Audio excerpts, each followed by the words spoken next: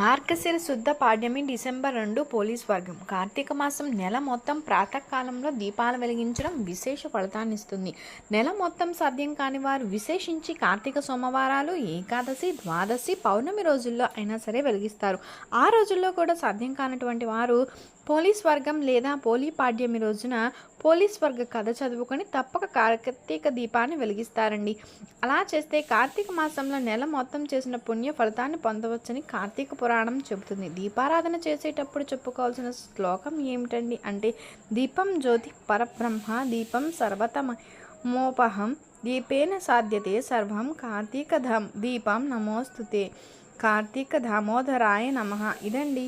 ఈ విధంగా కనుక చేసినట్లయితే కార్తీక మాసం నెల మొత్తం పూజ చేసిన విశేష ఫలితం అయితే కలుగుతుంది. మీకు కనుక ఈ వీడియో నచ్చినట్లయితే లైక్ చేయండి, షేర్ చేయండి, సబ్స్క్రైబ్ చేయడం మర్చిపోకండి.